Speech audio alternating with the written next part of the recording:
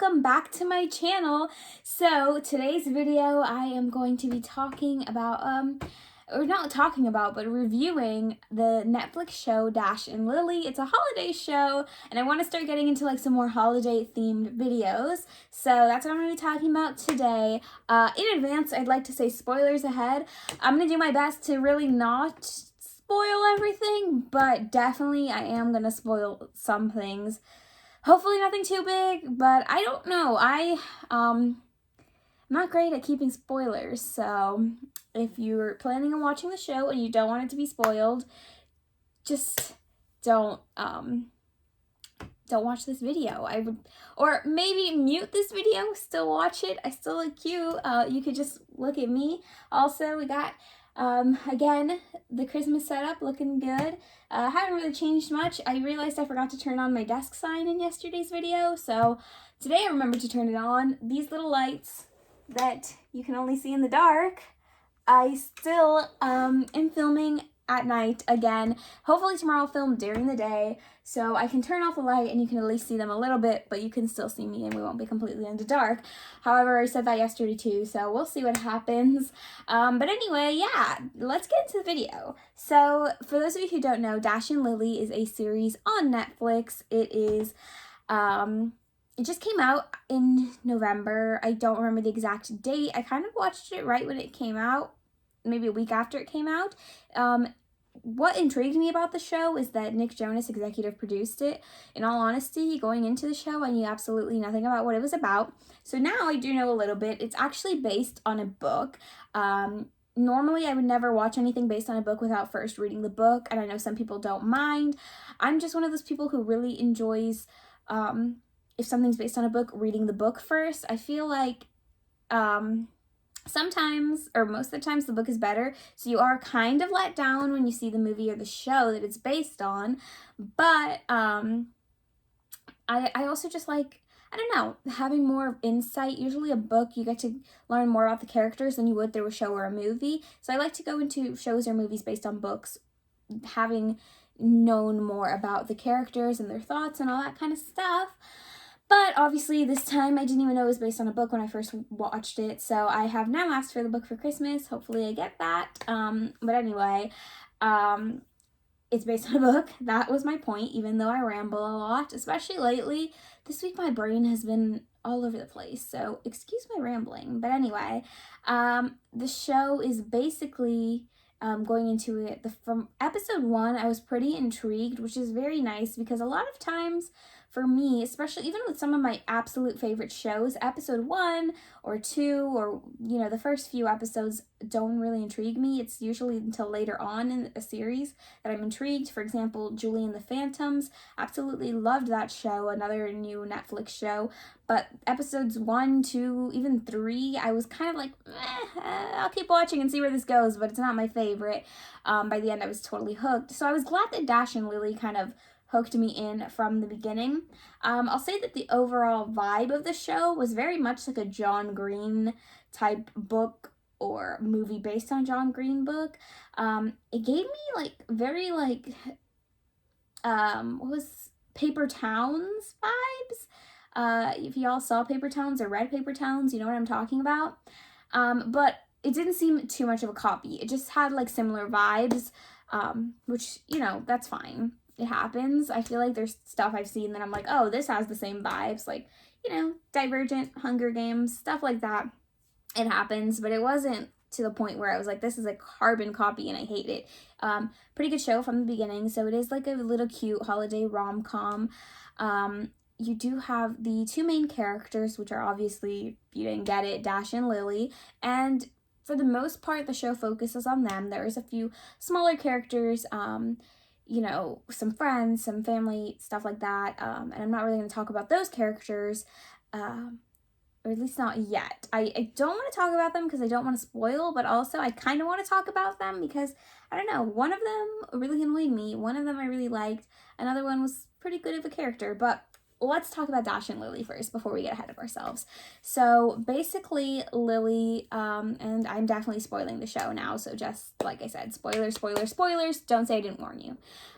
Lily is just this girl, this hopeless romantic. She leaves a notebook in the bookstore hoping someone will find it and kind of go on this adventure with her where the person has to do dares and they're messaging back and forth via the notebook.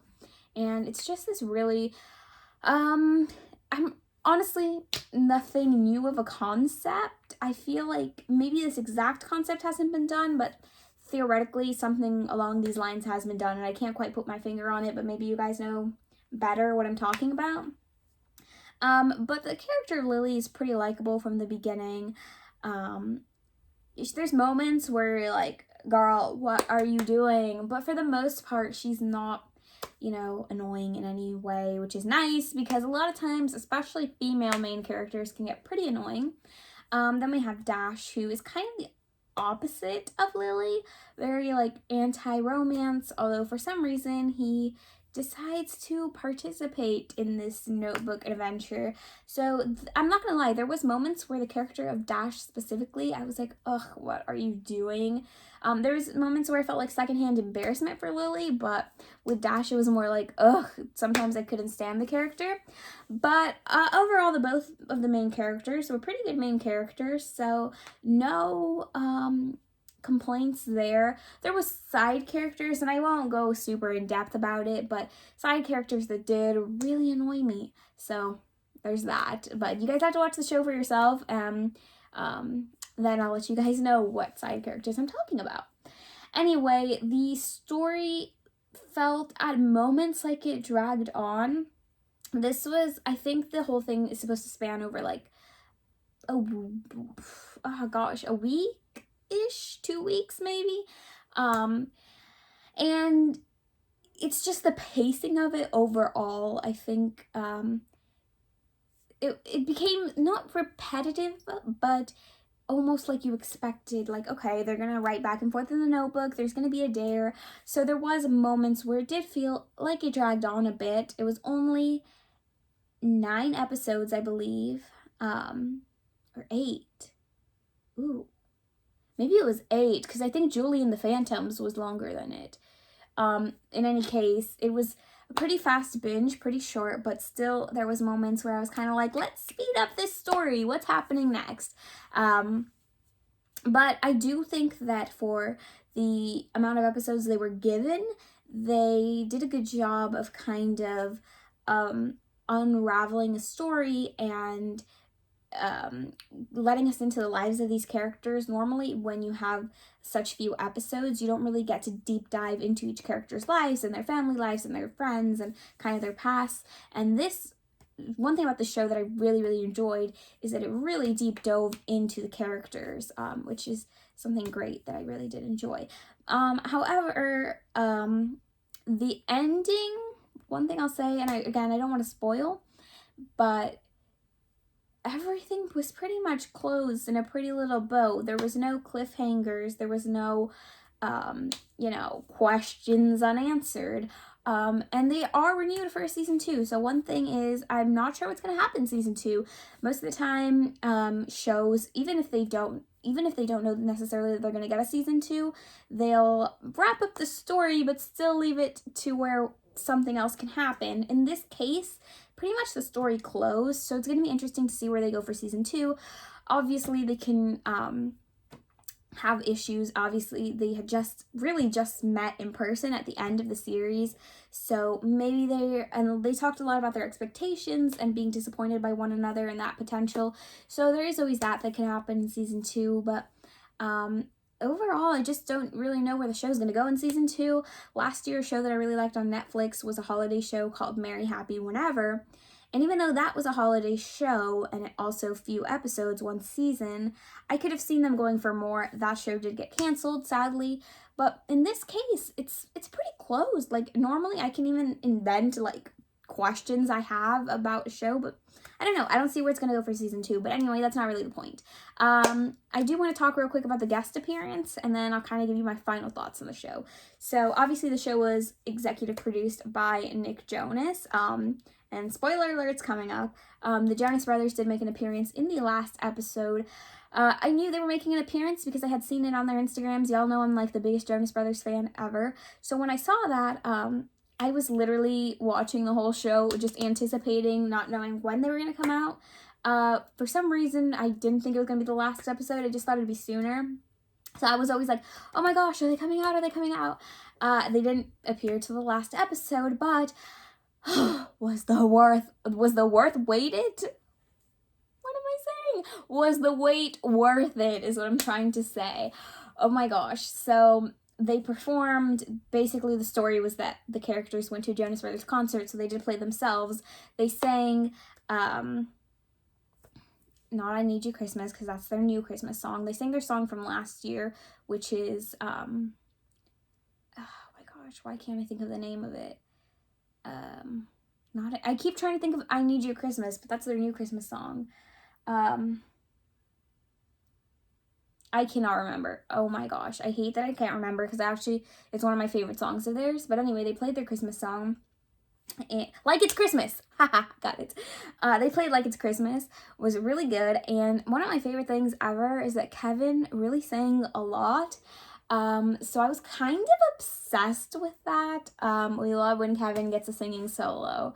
And then just when I thought there was not going to be any more of the Jonas Brothers, I was like, I literally turned to my sister, who was also eagerly waiting for the Jonas Brothers, and I was like, guess that's all their appearance. Then Nick Jonas appears and he gets a few lines, and it was really exciting. But I'm not going to tell you much more about the show, because I really want you guys to go watch it for yourselves. And even though I know I've definitely spoiled some stuff, I just really wanted to give a review of the show. I thought it'd be fun. Also a good way to kind of kick us into the holiday videos without being like, holidays in your face. It's just a little review about a holiday show. So overall, I would say I definitely recommend watching this show. I really think you guys should watch it for yourselves.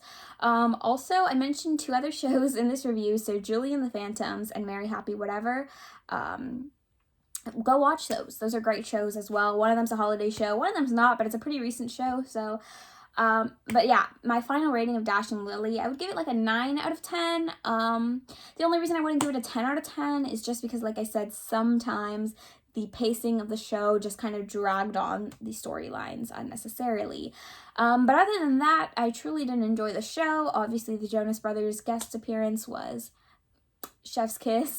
So yeah, anyway, that's today's video. We're reviewing Dash and Lily, so go check it out for yourselves, you guys. So my phone literally ran out of storage in the middle of filming, so that's why the little stop in the editing. I don't really remember what I was about to say. Also, I'm closer now, I think. But what I think I was about to say was that it should go without saying, but I'm just gonna disclaim it just in case. This is not a sponsored video. I know I've mentioned Netflix, and I'm reviewing a Netflix show, and I talked about 2 other Netflix shows, but this is not a sponsored video. I literally only have like 90 subscribers, which, by the way, get me to 100 subscribers for Christmas, please, guys, please. But yeah, this is not sponsored. They wouldn't even want to sponsor me, so just putting that out there. But yeah, 10 out of 10, recommend. No, I said 9 out of 10, but it's a saying, 10 out of 10. Anyway, definitely recommend watching Dash and Lily. That was my review. Come back tomorrow for another fun video. Fun videos every single day in December, holiday themed. I will try to film during the day tomorrow, so you can actually kind of see the lights, and of course, I got a little tree here. We're still working on getting a tree topper. I'm seeing what I can do. Also, my gel nail polishes got here today, which I had talked to you guys about before. So I'll have holiday nails by the next video, I think. Anyway, thanks for watching this video. Make sure you give me a big thumbs up. Comment down below any Netflix recommendations you have for me. I need shows to watch, especially now that the semester's over. So please comment some Netflix recommendations. Make sure you subscribe to my channel and hit the notification bell so you'll be notified every time I post a video. Thank you so much for watching. Bye.